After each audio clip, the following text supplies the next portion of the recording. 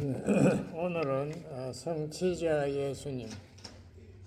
이 성취자라는 말이 좀 이상한데 마땅한 한글을 생각할 수가 없어서 잘 붙였어요.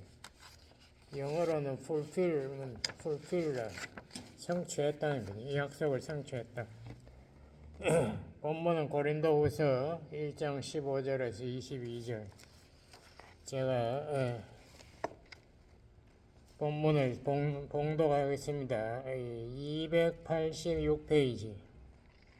내가 이 확신을 가지고 너희로 두 번 은혜를 얻게 하기 위하여 먼저 너희에게로 이르렀다가 너희를 지나 마게도니아에 갔다가 다시 마게도니아에서 너희라는 고린도죠. 너희에게 가서 너희가 보내줌으로 유대로 가기를 경영하였으니, 바울이 그렇게 얘기했다는 이야기입니다. 그러니까 지금 사시아에서 고린도로 갔다가 그 북쪽 그리스 북쪽 마게도니아 교회로 갔다가 또 고린도로 다시 두 번 방문하려고 계획했었다 이 말이죠. 이렇게 경영할 때 어찌 경홀히 하였으리요. 경영하기를 육체를 쫓아 경영하여 예하고 아니하니라 하는 일이 내게 있었겠느냐. 그러니까 내가 계획할 때 그것을 지금 문제가 생겼어요. 그래서 바울이 두 번 방문하고 한 번만 방문하고 대신 편지를 보냈는데요. 그 이유를 좀 하나님은 미쁘시니라. 하나님은 우리가 신뢰할 만큼 약속을 지킨단 말이죠. 우리가 너희에게 한 말은 이해하고 아니라 함이 없노라. 우리 곧 나와 실로아노와 디모데로 말미암아 너희 가운데 전파된 하나님의 아들 예수 그리스도는 이해하고 아니라 함이 되지 아니하였으니 저에게는 예만 되었느니라. 예수님은 하나님이 약속한 것을 다 성취했다 이 말이죠. 예수님에게는 노라는 것이 혹은 우리가 변명해가지고 안 하고 이런 게 없다 이 말. 하나님의 약속은 얼마든지 그리스도 안에서 예스가 되니 그런즉 그로 말미암아 우리가 아멘 하여 하나님께 영광을 돌리게 되느니라. 그러니까 예수님 안에서 모든 하나님의 약속이 다 성취되니까 우리는 하나님의 모든 약속에 대해서 다 우리는 아멘, 아멘은 꼭 그렇게 될지어다 하는 그런 우리 기도 끝에 아멘 하지 않습니까? 아멘 하여 하나님께 영광을 돌린다. 우리를 너희와 함께 그리스도 안에서 경고케 하시고 우리에게 기름을 부으신 이는 하나님이시니, 그러니까 성령으로 우리 마음에 부으신 하나님이 저가 또한 우리에게 인치시고 보증으로 성령을 우리 마음에 주셨느니라. 아멘. 제가 이 본문을 다루기 전에 먼저 저번 주에 제가 시간이 모자라가지고 설교를 끝을 제대로 못 냈습니다. 그래서 그 결론을 제가 조금 먼저 내고 그 다음에 오늘 본문에 들어가겠습니다. 저번 주에 설교 제목은 진리이신 예수님. 이 말 자체가 굉장히 어려운 말이에요. 진리라고 그러면 우리는 어떤 깨달음 이런 거, 교훈 이런 거, 비밀 이런 거 생각하는데 그게 아니고 예수님이 진리라는 것은 예수님이 진리를 우리에게 사르신 또 우리에게 보여주신 인격자 진리 하나님이시다 이 말인데 굉장히 우리에게 생소하죠. 왜냐하면 공자나 석가 같은 사람은 진리를 찾으려고 그러지 자기가 진리라고는 감히 그런 말은 못하지 않습니까? 근데 예수님은 요한복음 14장 6절에서 내가 곧 길이요 진리요 생명이라. 예수님 자기가 진리다. 이게 무슨 말인가? 요한복음 8장 31절을 제가 읽어보겠습니다. 거기도 상당히 중요한 문제가 여기 등장해요. 요한복음 8장 31절 159페이지입니다. 그러므로 예수께서 자기를 믿은 유대인들에게 이르시되 너희가 내 말에 거하면 참 내 제자가 되고 소리가 마이크 소리가 좀 작아. 그러니까 여기 중요한 것은 예수님을 믿은 유대인들에게 지금 예수님 말하는 거예요. 그런데 너희들 믿음만으로 부족하다는 이야기가 지금 나오는 거니까 우리가 정신을 차려야 됩니다. 이게 모든 것이 믿으면 다 된 줄 알았는데 믿어도 부족한 게 있다. 너희가 내 말에 거해야 진짜 제자가 된다. 진리를 알지니 그래야 진리를 깨닫게 되고 진리가 너희를 자유하게 하리라. 자, 이 말씀이 우리에게 상당히 이게 문제를 제시합니다. 왜냐하면 우리가 믿으면 받고 제사함 받고 구원 받는다 이렇게 우리가 항상 배웠는데 이 말씀을 가만히 보면은 믿음으로 부족하다는 그런 이야기가 지금 나오는 것 같아요. 32절 저희가 대답하되 우리가 아브라함의 자손이라 남의 종이 된 적이 없거늘 어찌하여 우리가 자유케 되리라 하거든요. 이 유대인들이 지금 예수님에게 항의하는 거예요. 예수께서 대답하시되 진실로 진실로 너희에게 이르노니 죄를 범하는 자마다 죄의 종이라. 예수님이 이 사람들의 문제를 지금 지적하고 있습니다. 이 사람들의 문제뿐만 아니라 우리의 문제. 죄 안 범한 사람 어디 있어요? 다 우리 죄를 범하죠. 우리가 다 죄를 범하는데 죄를 범하는 자마다 이렇게 생각합니다. 아, 내가 또 사탄에게 졌다. 내가 죄의 유혹에 또 넘어졌구나. 내가 다음에 죄를 안 범해야지. 마치 자기가 마음대로 죄를 범하기도 하고 안 범할 수도 있다는 그런 권세를 지녔다고 착각하고 있는 그런 말을 많이 하죠. 술 중독자들이 꼭 이런 말을 해요. 자기가 술을 다음에는 안 마시겠다. 근데 보면 또 마시거든요. 이 사람은 술의 종이에요. 근데 자기가 종이라는 것을 모르는 거죠. 담배도 똑같은 죄를 범한 자마다 예수님의 말은 무서우면 죄를 범한 자마다 죄를 안 지을 수 없다 이 말입니다. 죄의 종이니까 죄의 종이라. 종은 영원히 집에 거하지 못하되 천당에 못 간다 이 말이에요. 아들은 영원히 거하나니 그러므로 아들이 너희를 자유케 하면 너희가 참으로 자유하리라. 나도 너희가 아브라함의 자손인 줄 아노라. 육신으로는 아브라함의 자손입니다.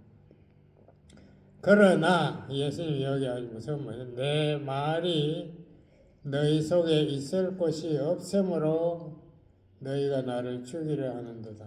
그러니까 예수님을 믿은 유대인들 중에 일부가 엉터리 믿음을 가진 어쨌든 간에 예수님을 죽이려고 한다.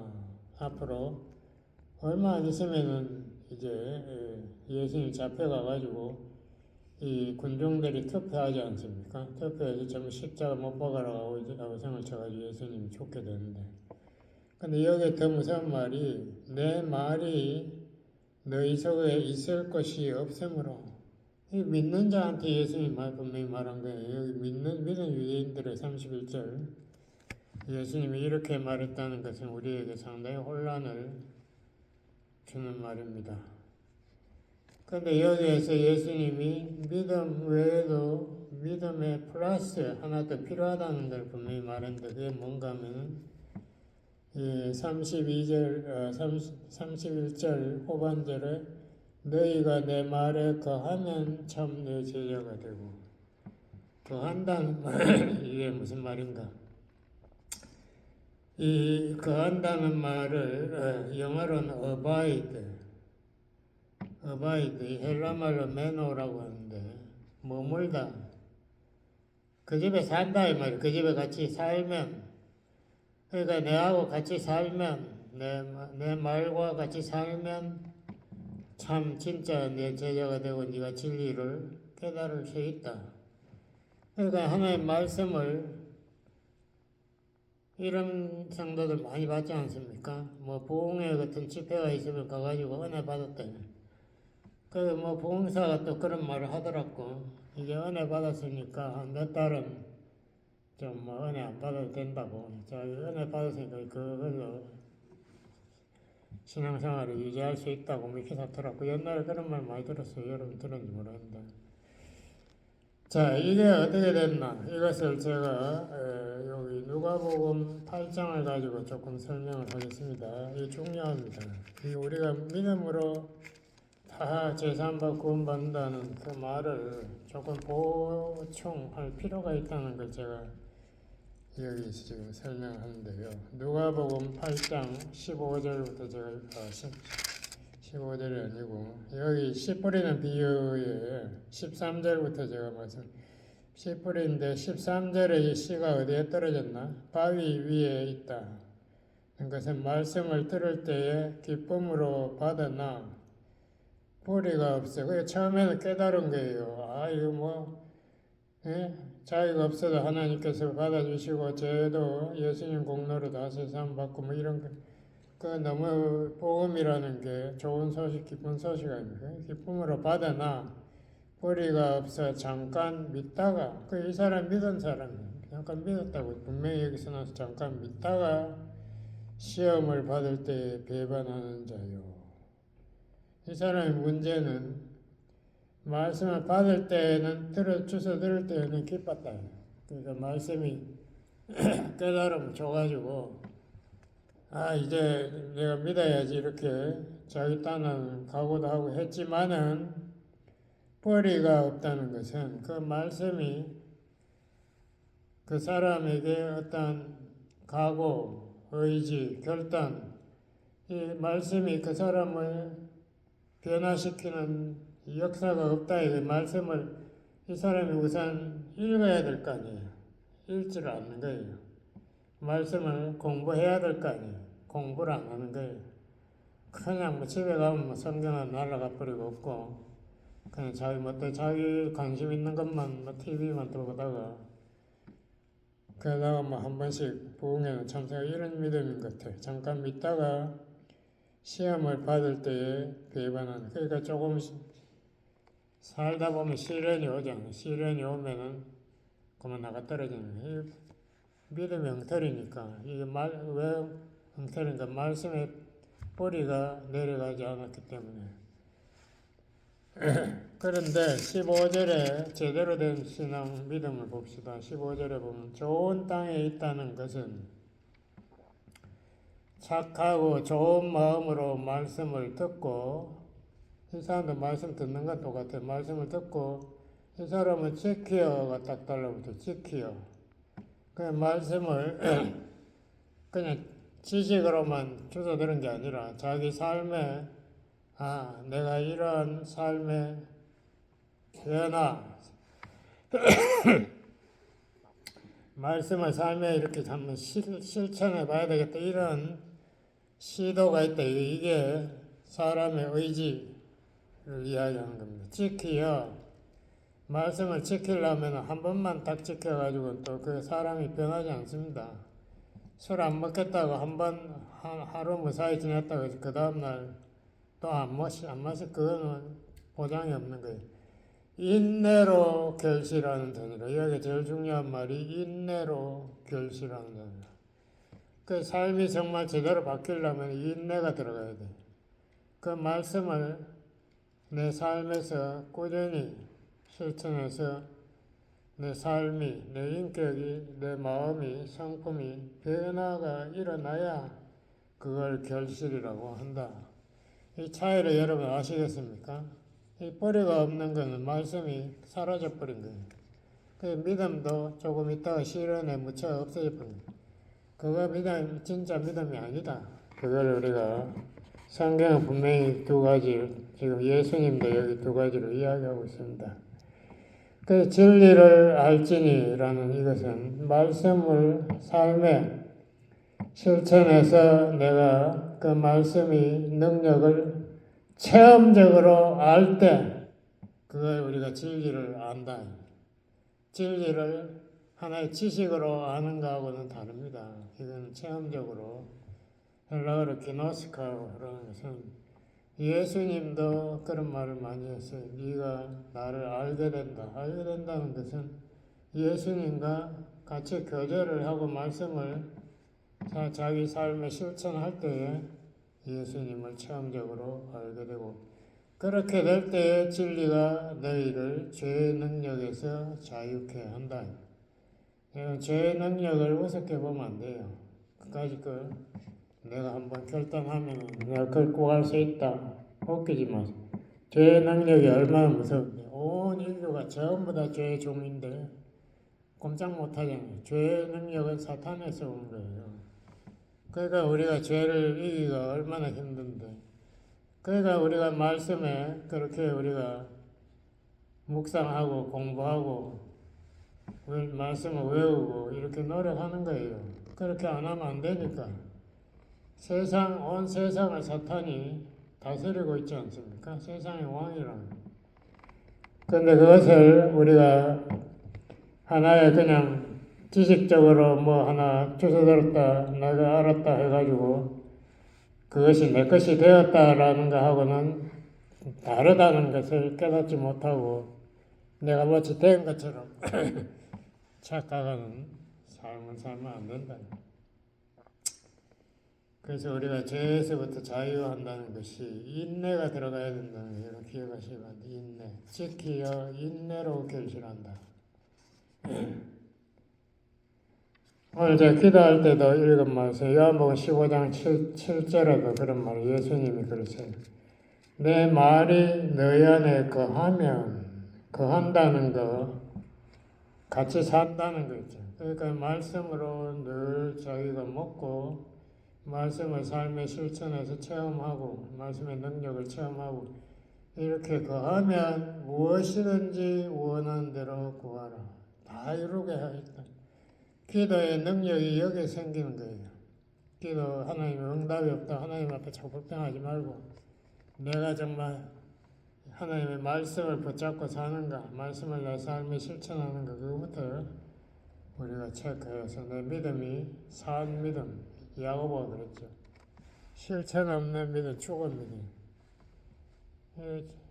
말씀의 능력이 전혀 역사하지 않고 체험이 없는데 그 믿음이 뭐를 믿는다는 건지 자기 자신을 믿는지 몰라도 세상을 믿겠지. 진짜 믿음이 아니다. 그때 우리가 참 자유, 이 죄의 능력에서의 참 자유, 율법의 저주에서의 참 자유를 우리가 체험하게 된다.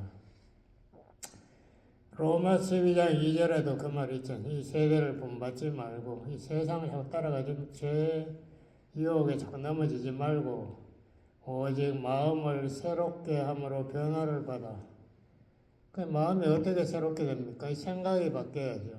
하나님 말씀이 우리 마음 속에 들어와야 이 생각이 바뀌지 않습니까? 그래서 이제 우리가 사람이 바뀌어야 변화를 받아.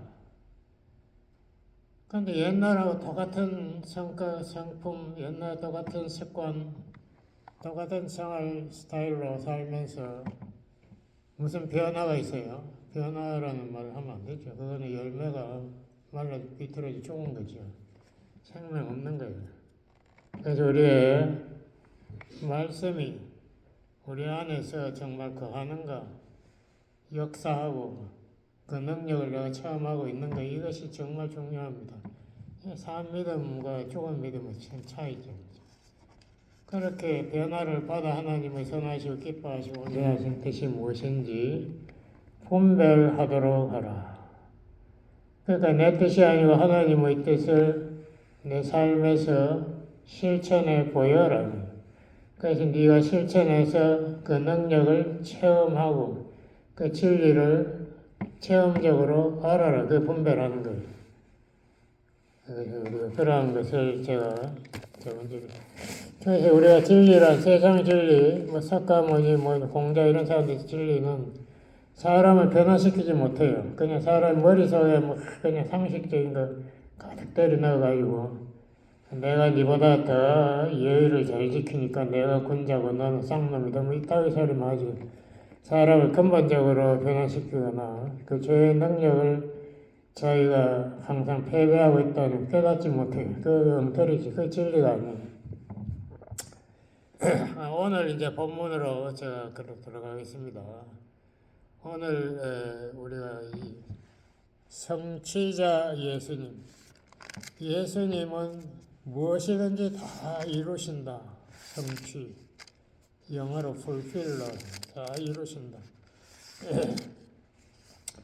근데 우리 제가 말을 좀 잘못해서 무엇이든지 다 이루는 게 아니고 하나님의 약속을 이루시죠. 예수님은 그 외에는 관심 없다는 거예요. 고린도후서 1장으로 제가 돌아가겠습니다.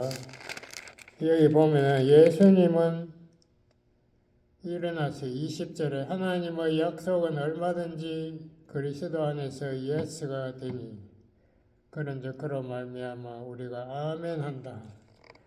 그 말이 옳다고 우리가 고백한다 이 말이에요. 그런데 하나님이 우리에게 하신 약속의 첫 번째가 뭡니까? 첫 번째가 우리가 아담이 우리 인류 조상이 사탄에게 유혹받아서 죄를 범하지 않습니까? 그래서 아담이 죄의 종이 되어버렸으니까 하나님과의 관계는 끊어지고 영이 죽어버렸어요. 영적으로.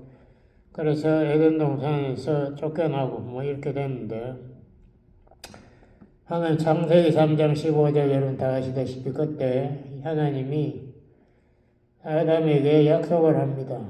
내 아내 하와의 후손에서 이제 앞으로 구세주가 나올 것이다. 그 구세주가 사탄을 자기 발받침 그 사탄의 권세를 완전히 짓밟을 것이다. 그리고 너희에게 새 생명, 영생을 다시 줄 것이다 라고 인류 구원의 약속을 했습니다. 그걸 하기 위해서 예수님 성취자는 어떻게 했습니까? 첫 번째, 예수님은 자기가 인간으로 오신 성육신, 인간이라도 아주 가난하게 제일 힘없는 저 시골 나사렛 거기 아무 사람들이 한 30 가정이 사는 동네래요. 그러니까 아무리 옛날이라도 그거는 지극히 시골 변방에 목수로서 이제 태어난 그런 그 다른 애들은 다 학교 가는데 예수님은 학교 갈 리가 없죠. 뭐 하여튼 아무데도 안 가고 그런 사는데 거기에 예수님이 이 구세주가 되기 위해서 이게 3년 동안 공생에 이제 사역하시면서 수많은 순환을 받을 것이다. 거기에 대한 예언이 성경에 쫙 깔렸습니다. 그래서 제가 몇 번 이야기했지 않습니까? 유대인들은 행상할 때마다 동물을 죽인다. 그 사람들은 동물을 자기가 왜 죽여서 피를 뿌려야 되는지 몰라. 그냥 동물을 그냥 죽이는 거예요. 그 속죄일 같은 날에는 그 기록이 있거든요. 동물을 갖다가 뭐 수천 마리를 죽이는지 그 피가 흘러서 강을 이루었다라는 그런 이야기, 그 기록까지 다 있다. 그러니까 구약이라는 게 전부 예수님이 와서 순환 당하고 고난 후에 또 죽음, 우리의 죄값을 저주를 율법의 저주를 대신 받아서 우리의 죄값을 지불하시는 그게 다 예언이 되는데 예수님이 그걸 전부 다 성취하셨지 않습니까? 그게 복음서 기록이거든요. 이게 우리가 사순절이고 부활절 다가오니 성금요일 뭐 예수님이 십자가에 못 박혀서 우리의 저주를 다 대신 받아서 해결했다. 율법을 지키겠다는 사람들을 제가 위선자라고 자꾸 주장하는데요. 로마 3장 10절 이하에 쫙 보세요. 의인 없나니 하나도 없다. 성경이 그렇게 써놨으면 없는 겁니다. 그런데 뭐 나는 율법 잘 지켜서 하나님 앞에 합격받고 의인 통과한다고 주장하는 엉터리 크리스천들이 너무 많아요. 그거 다 위선자들이에요. 위선자들. 우리가 그렇게 성경을 우습게 보면 안 되죠. 모든 사람이 죄를 범하였으며 하나님의 거룩한 기준 영광에 이르지 못하다니 성경이 그렇게 모든 사람이라고 했으면 우리도 다 포함되는 우리 전부 죄인 하나님 앞에 우리가 도저히 얼굴을 들 수 없는 죄인 정죄의 대상이죠.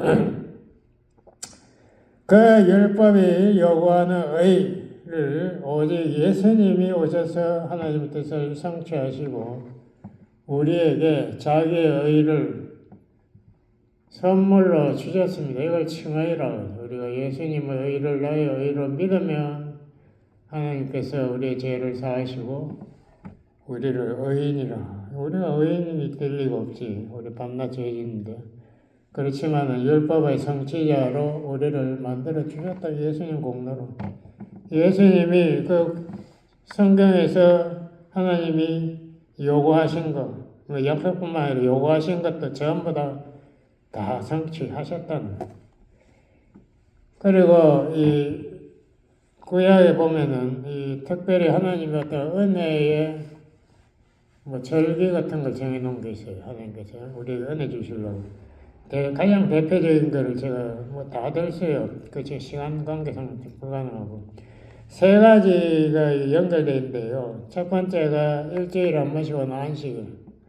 우리 쉬어라. 하나님께서 천지 창조하시고 그 다음에 하나님께서 우리와 교제하기 위해서 이제 더 이상 일 안 하겠다. 오히려 하나님께서 우리를 구원하시는 일만 하시고 이제 우리를 다시 회복시키는 안식일을 주시고 또 하나는 7년마다 한 번씩 쉬게 하는 우리 인간만 쉬는 것이 아니라 하나님의 창조 세계도 다 쉬게 하겠다. 땅을 쉬게 하고 토지 그러니까 7년 미국 사람들도 그래요. 제가 보니까 일리노이스 때 보니까 이 7년마다 한 번씩 농사를 안 짓더라고. 거기 땅이 얼마나 기름이지 땅이 새까만데 그냥 1년에 한 번씩은 놀게 해버리더라고. 그냥 우리 제가 대학원생들 제 친구들 그 땅을 조금씩 받아가지고 거기에다가 씨 뿌리면은 물만 주면은 얼마나 그 호박 같은 게 이런 게 달려요. 그래 자기가 못 먹어가지고 제보고 제발 좀 다 잡수세요. 그래서 하여튼 웃기는데 근데 땅이 그렇게 기름진데 우리 한국은 너무나 땅을 부려먹어가지고 지금은 땅에다 비료를 그냥 산더미같이 갖다 퍼부으니까 땅이 그 정상이 아니죠. 하여튼 그런 동물과 땅을 쉬게 하는 안식년이라는 것이 또 제도가 있고 그 다음에 또 안식년을 7번 7일에 49에다가 플러스 해가지고 50년째마다 오는 주빌리라는 영어로 주빌리 이게 희년이라고 희년을 또 정해놨습니다. 희년 이게 왜 희년이라는 게 필요한가? 인간이 사탄에게 매여 달려가지고 사탄에 억눌렸다고 그래 예수님이. 인간들의 죄 문제뿐만 아니라 여러 가지 질병이라든가 온갖 문제들이 인간 세계에는 그냥 그 전쟁이라든가 온갖 문제들이 생기는 노예니 온갖 사람들 부채로 종을 삼고 토지를 빼앗고 온갖 불평등 그런 문제 이러한 모든 문제를 해결하고 예수님께서 인간 세계에 이 평화의 나라 를 세우겠다고 지금 약속하신 겁니다. 예수님이 처음 사역 시작하실 때에 나사렛에 와가지고 누가복음 4장에 보면 예수님이 저걸 아주 유명한 아주 메시아의 핵심적인 구절이니까 이런 게 좋을 것 같아요. 누가복음 4장 18절에 19절을 읽어보겠습니다. 선지자 성경을 읽으려고 서심해 선지자 이사야의 글을 들이거늘 책을 펴서 이렇게 이사야 61장 이렇게 기록한 데를 찾으시니 주의 성령이 내게 임하셨으니 성령이 임했다. 성령을 기름이라고도 많이 표현하거든요. 그 성령이 임했다는 것을 기름을 부었다고 기름 부었다는 게 무슨 말인지 아십니까? 그게 바로 메시아의 뜻입니다. 메시아가 기름 부음을 받은 자. 그러니까 지금 메시아가 왔다. 성령이 내게 임하셨으니 이는 왜 성령이 임했나? 가난한 자에게 복음을 전하게 하시려고.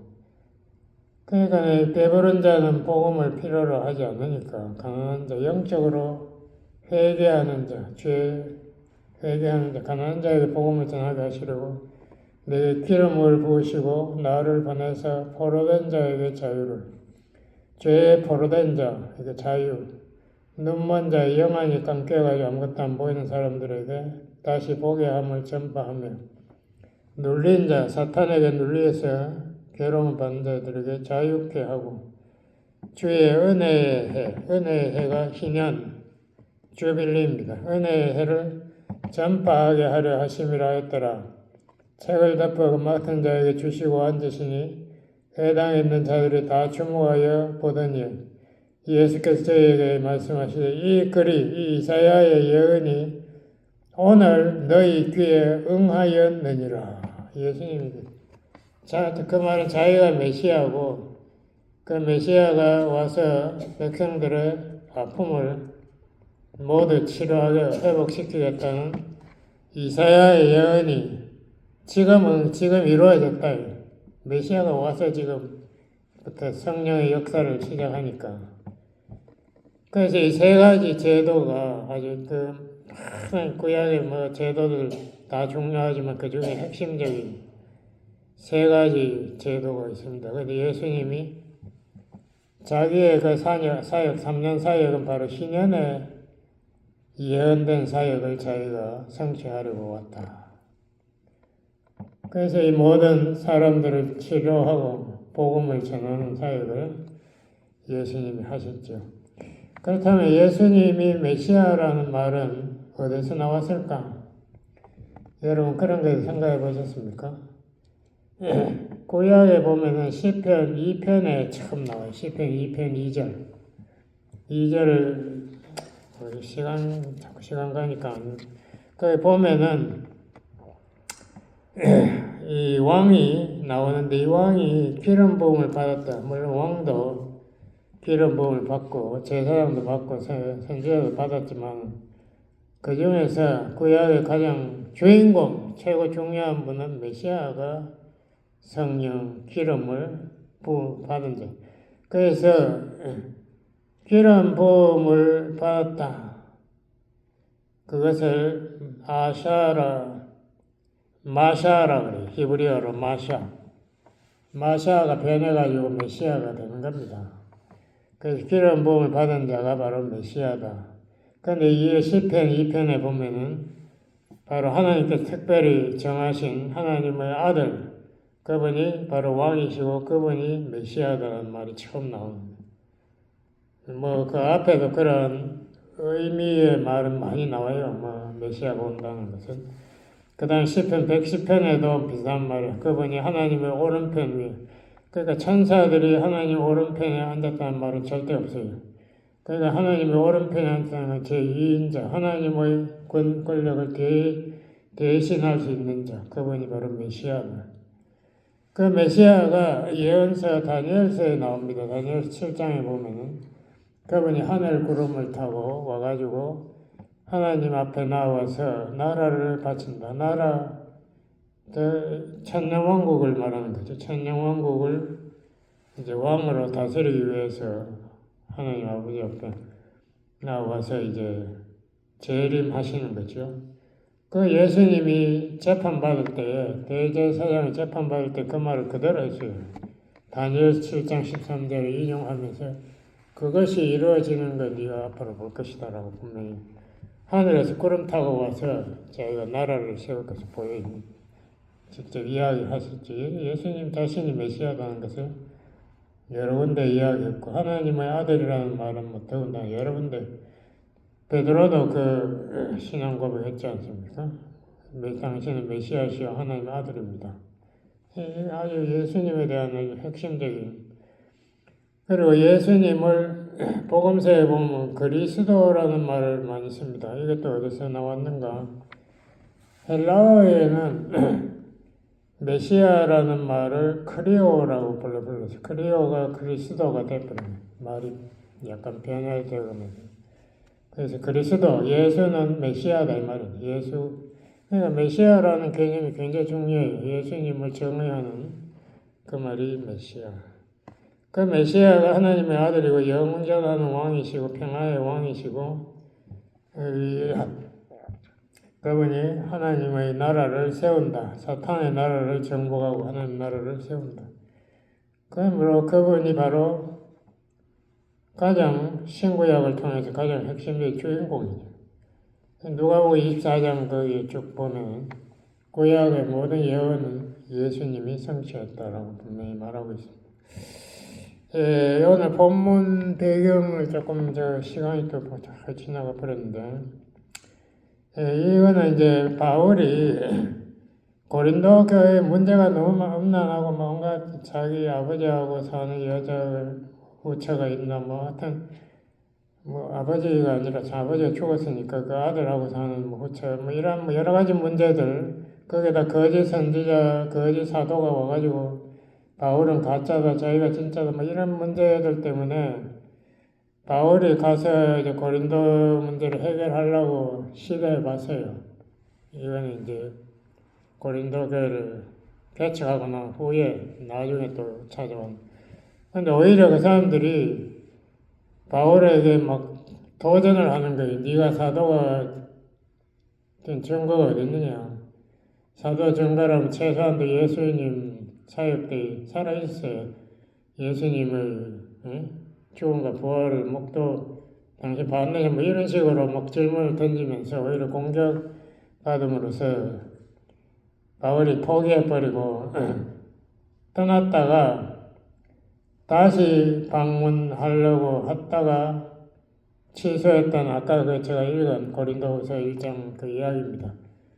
다시 가봐야 그 사람들하고 또 논쟁 벌려봐야 또 증거를 제시할 증거 지금 예수가 없는데 무슨 예수님의 부활을 받는지 안 받는지 그런 거 이야기 자기가 안디옥길에서 예수님을 봤다고 해봐야 그게 어떤 증거가 될지 모르겠어요. 또 어떻게 됐든 간에 바울이 오히려 그래서 자기의 마음을 상세히 기록한 편지를 썼습니다. 디도에 보내가지고 그 편지를 통해서 고린도 교인들이 바울의 진심을 깨닫고 회개했어요. 그래서 이제 바울이 기뻐서 쓴 게 고린도 후서가 아까 제가 읽은 겁니다. 고린도 후서. 그래서 바울이 이제 우리 예수님 하나님의 그 신실하심을 따라서 예수님도 하나님의 모든 약속을 다 성취하는 것처럼 우리도 예수님 안에서 아멘한다. 아멘한다는 것은 예수님처럼 정말 그렇게 될 것입니다. 예수님이 다 이루십니다. 우리도 그렇게 하도록 노력하겠습니다.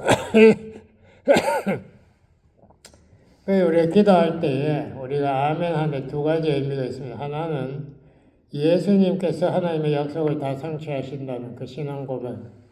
두 번째는 하나님의 약속이 그리스도 안에 성취되지만은 나도 내 삶을 헌신하겠습니다라는 약속.